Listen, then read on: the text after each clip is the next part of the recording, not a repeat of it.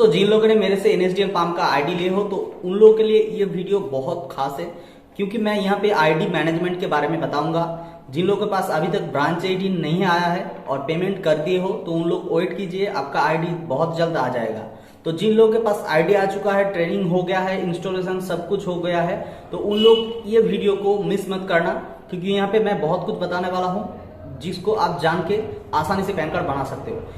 इस वीडियो में कुछ बेसिक चीज मैं बताऊंगा कि आईडी जो होता है 3 टाइप का आईडी होता है। जो मेन है वो है ब्रांच आईडी, उसके रिगार्डिंग 3 आईडी होता है। अगर ब्रांच आईडी के सामने मतलब आगे आप 01 लगा देते हो तो उस केस में वो बन जाता है NSDL का आईडी, और जो स्टील सिटी का बैक ऑफिस है वहां का जो मेकर 1 बोले तो फास्ट यूजर, उसका आईडी बन जाता है। जो ब्रांच कोड है, मान लीजिए मेरा ब्रांच कोड 97035991, तो उसके आगे मैं 01 लगा दूंगा तो वो हो जाता है NSDL का जो लॉगिन आईडी हो जाता है। ठीक है, पाम में या तो NSDL का जो लॉगिन मैनेजर है वहां पे लॉगिन करने के लिए वो जो आईडी है आपको यूज करना है। ये हो गया 01। तो इसके बाद आता है 02। 02 क्या करना होता है, आपको रीवेरीफाई करना होता है। मतलब मान लीजिए आप एक पैन का डिटेल्स 01 में स्टील सिटी के जो बैक ऑफिस है उस पे जो 01 जो आईडी होता है उसको लॉगिन करके आप अप्लाई कर दिए हो, उसके बाद 02 में जाके आपको दोबारा उसको एंटर करना है, वो रीवेरीफाई हो जाएगा। या तो जो एंटर करेंगे उसको रीवेरीफाई किया जाएगा। वो कहाँ पे किया जाएगा, जब आप 03 मतलब 1 पे जो काम करोगे 2 पे भी सेम काम करना है, और जो 03 होगा मतलब जो आपका ब्रांच कोड है उसके सामने अगर 03 लगा दोगे तो वहां पे हो जाता है मेका 3। ठीक है, जो वेरीफायर हो जाता है वो पैन को वेरीफाई करता है उस आईडी। ठीक है, वहां पे आप 1 और 2 पे जो मेंशन किए हो, जो डिटेल्स भरे हो, उसको एक साथ दिखाएगा और आपको वेरीफाई किया जाएगा। वहां पे सामने एक जगह रहेगा जहां पे अगर ग्रीन होता है तो इसका मतलब आपका जो 1 या 2 का जो एंट्री है वो सेम है, तो वहां पे ग्रीन होगा। अगर कोई अलग दिखेगा तो वहां पे रेड हो जाएगा, आपको एरो पे क्लिक करके एडजस्ट करना है। ठीक है, तो ये हो गया 3 आईडी का काम। दोबारा सुन लीजिए, आपका ब्रांच कोड के आगे अगर 01 लगाओगे तो वो स्टील सिटी का बैक ऑफिस का फास्ट यूजर होगा, और उसके साथ साथ NSDL का जो यूजर आईडी है वो भी बन जाता है 01 लगाने के बाद। ठीक है, और 02 लगाने के बाद NSDL में कुछ काम नहीं है 02 और 03 का, ये दिमाग में घुसा लीजिए। 02 और 03 का कुछ काम नहीं है NSDL में। 02 और 03 का आपको काम है स्टील सिटी का बैक ऑफिस में। 02 में आपको वेरीफाई जो करना है, आपको जो डिटेल्स है उसको एंटर करना है दोबारा से 1 या 2 पे, और 3 पे आपको वेरीफाई करना है, वहां पे पैन वेरीफाइड होता है।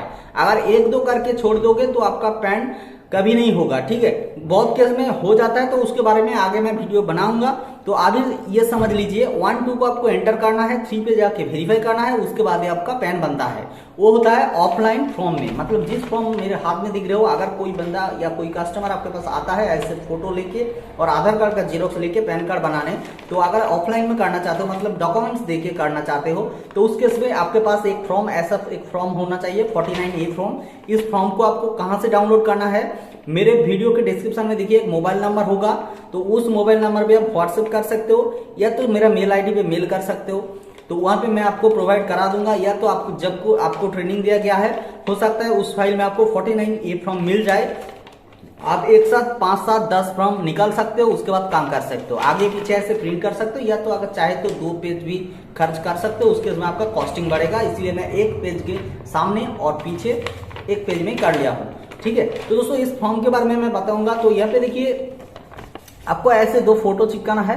ठीक है, ये है देखिए मेरा यहाँ पे लेफ्ट साइड का फोटो है, ये राइट साइड का फोटो है, तो आपको लेफ्ट साइड में फोटो चिपकाना है और राइट साइड में फोटो चिपका देना है। बहुत केस में क्या होता है, कस्टमर उतना एडुकेटेड नहीं होता है कि वो इस फॉर्म को भर पाए, तो आप खुद को ये फॉर्म भरना है। तो इसीलिए आप कस्टमर जब आए उसका फोटो 2 साइड चिपका देना है, ऐसे 2 साइड चिपका देना है। उसके बाद लेफ्ट साइड का जो फोटो होगा लेफ्ट साइड में, उसके फोटो के ऊपर से आपको कस्टमर को साइन करने के लिए बोलना है, तो वो साइन कर देगा। और अगले वाले जो पिक्चर है राइट साइड में, ये जो राइट साइड में जो पिक्चर है इसके नीचे आपको सिग्नेचर करना है। उसके बाद पेज नंबर 2 पे आ जाओगे और नीचे देखोगे यहाँ पे एक एप्लीकेंट का सिग्नेचर करने के लिए जगह है, सिग्नेचर यहाँ पे करा दोगे।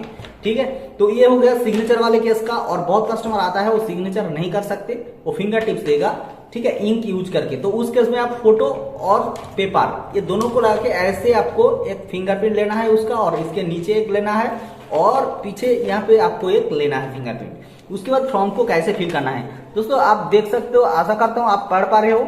ठीक है, तो अगर आपके पास फॉर्म है तो आप हाथ पे ले लेना, तो मैं आपको अच्छे से समझा दूंगा, क्योंकि ऐसे आपको मैं नहीं दिखा पाऊंगा क्योंकि आप समझ नहीं पाओगे।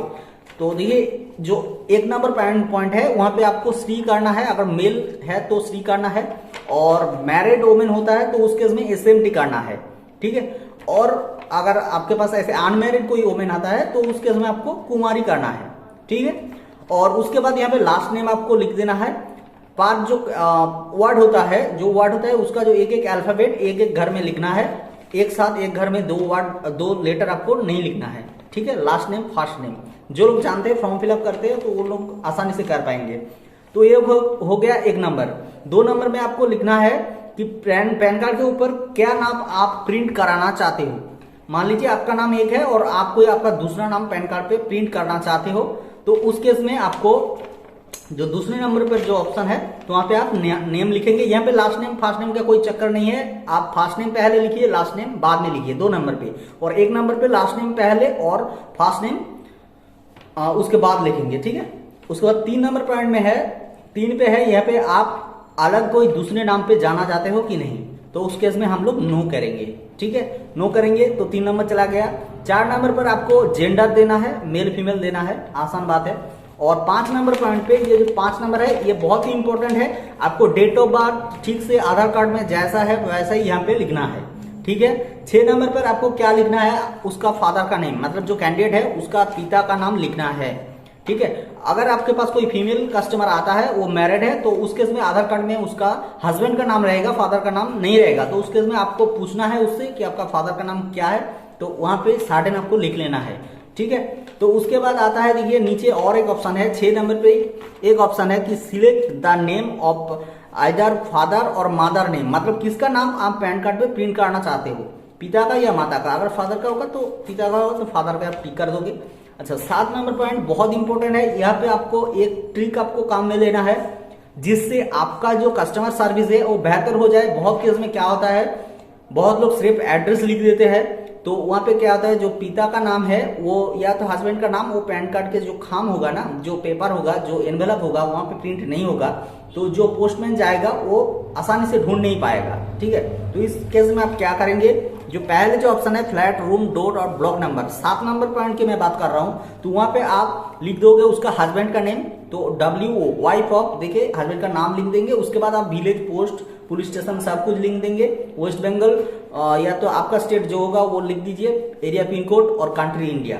ठीक है, उसके बाद ऑफिस एड्रेस छोड़ दीजिए। ऑफिस एड्रेस किस काम में आता है, देखिए मान लीजिए आपका घर कहीं पे है और आप अलग कहीं पे रहते हो, किसी ऑफिस में काम करते हो, वहां पे आप रहते हो, आप चाहते हो कि आपका जो पैन कार्ड है वो आपका जो रेसिडेंशियल एड्रेस है, जो आधार कार्ड में एड्रेस है उसमें रजिस्टर हो, बट आपका पैन कार्ड आपका ऑफिस में आए, तो उस केस में 7 नंबर पर आप देख सकते हो एक ऑफिस एड्रेस बोलकर एक जगह है, वहां पे आप आपका ऑफिस का एड्रेस दे सकते हो। उसके बाद पीछे जाते हैं 8 नंबर पर एड्रेस फॉर कम्युनिकेशन, यहाँ पे आपको रेसिडेंट देना है। ठीक है, रेसिडेंस, ऑफिस एड्रेस नहीं देना है। अगर आप कम्युनिकेशन एड्रेस, ऑफिस एड्रेस देना चाहते हो तो जो लोग ऑफिस पे डिलीवर करना चाहते हैं पैन कार्ड को, उसमें आपको ऑफिस एड्रेस टिक करना है। उसके बाद आपको कंट्री कोड +91 दे देना है, STD कोड छोड़ दीजिए, टेलीफोन नंबर, मोबाइल नंबर आप लिख दीजिए, उसके बाद ईमेल ID लिख दीजिए। ये हो गया 9 नंबर। 10 नंबर पे आएगा इंडिविजुअल, अगर कोई कोई पर्सन बना रहा है तो आप उसके उसमें इंडिविजुअल देंगे। उसके बाद 11 नंबर पर रजिस्ट्रेशन नंबर वो छोड़ दीजिए, वो कंपनी के लिए है। और 12 नंबर पर जो ऑप्शन है ये बहुत इंपॉर्टेंट है, आधार कार्ड का ऑप्शन है, यहाँ पे आप आधार नंबर दे देना है, कस्टमर का आधार नंबर देना है, यहाँ पे देख लीजिए। ठीक है, आधार नंबर देना है। उसके नीचे as per name on Aadhaar card, मतलब आधार कार्ड पे जो नाम लिखा है उसी नाम को यहाँ पे लिखना है, लास्ट फर्स्ट नहीं लिखना है, फर्स्ट लास्ट जैसे होता है वैसे। उसके बाद देखिए 13 नंबर पे एक ऑप्शन है सोर्स ऑफ इनकम, तो यहाँ पे मैक्सिमम 99% केस में मैं नो इनकम ही करता हूँ। अगर कोई टीचर होता है जो पैन कार्ड करना चाहते हैं अभी, तो उस केस में आप इनकम फ्रॉम सैलरी दे सकते हो, सैलरी बोलकर एक ऑप्शन है यहाँ पे सैलरी, तो ये दे सकते हो, नहीं तो नो इनकम कर देंगे। उसके बाद 14 नंबर जो पॉइंट है, 14 नंबर, तो वो पॉइंट बहुत इंपॉर्टेंट है। और कौन केस में, जो माइनर एप्लीकेंट होता है, 18 साल से नीचे अगर कोई भी कैंडिडेट पैन कार्ड बनवाना चाहते हैं तो उस केस में आपको यहाँ पे क्या करना है, जो 14 नंबर पॉइंट है रिप्रेजेंटेटिव एक्सेस, तो यहाँ पे आपका उसका पिता या माता या किसी का भी आप यहाँ पे डिटेल्स भर सकते हो। उसका आधार कार्ड भी आपको फॉर्म के साथ अटैच करना है। उसके नीचे आता है 15 नंबर पॉइंट पर आप कौन सा डॉक्यूमेंट्स दे रहे हो, आइडेंटिटी प्रूफ, एड्रेस प्रूफ, इसके हिसाब से आप कौन सा दे रहे हो, ठीक है, और डेट ऑफ बर्थ प्रूफ। तो यहाँ पे तीनों हम लोग आधार करेंगे। उसके बाद 16 नंबर पॉइंट पर है जो ऑप्शन है वो डिक्लेरेशन ऑप्शन है, जहाँ पे आपको कस्टमर का नाम देना है, ठीक है। यहाँ पे जो पहला घर है आई उई, यहाँ पे उसके बाद देना है कस्टमर का नाम। उसके बाद अगर वो होता है फीमेल होता है तो वहाँ पे लिखेंगे हर सेल्फ, और मेल होता है तो हिमसेल्फ। उसके बाद प्लेस लिखेंगे, डेट लिखेंगे और साइन तो आप करा ही लोगे। तो यही था फॉर्म का चीज दोस्तों। इस वीडियो में सिर्फ यही था। यहाँ पे मैं बताया हूँ कि ऐसे आपको फॉर्म फिल करना है एक फ्रेश एप्लीकेंट के लिए। जो नया एप्लीकेंट है वो एप्लीकेंट अगर आप अप्लाई करेंगे तो उस केस में ये फॉर्म को यूज करना है, 49A फॉर्म। और कैसे आपको आईडी मैनेज करना है, मतलब 01 होता है NSDL का आईडी और बैक ऑफिस का पहला यूजर, और जो 02 लगाएंगे तो NSDL के साथ 02 03 का कोई कनेक्शन नहीं है, सिर्फ वो आपको बैक ऑफिस में काम आएगा। दोस्तों देखिए बहुत लोग बहुत जल्दबाजी कर रहे हो, क्योंकि मैं एक ही इंसान हूँ, इतना कुछ काम कर रहा हूँ आप लोगों के लिए, तो आप थोड़ा सा टाइम देना होगा। तो उसके बाद ही मैं इसके अगले जो वीडियो आएगा वो आएगा नया पैन एप्लीकेशन कंप्यूटर पर कैसे आपको करना है, ये फॉर्म देकर पूरा प्रोसेस मैं आपको दिखाऊंगा। दोस्तों 01, 02, 03 ये तीनों का पासवर्ड आप सेम रखिए, क्योंकि आपको जब आप डेटा एंट्री करेंगे तो उस केस में आसानी होगी लॉगिन करने में। अगर आपको 2-3 का पासवर्ड नहीं पता है तो आसानी से आप स्टील सिटी के बैक ऑफिस में जाके फॉरगेट कर सकते हो पासवर्ड। अगर पासवर्ड फॉरगेट करना नहीं आता है तो मेरे को इस वीडियो में कमेंट में बताइएगा, मैं और एक वीडियो बना के आपको सिखा दूंगा कि कैसे आपको 2-3 का जो पासवर्ड है आपको चेंज करना है।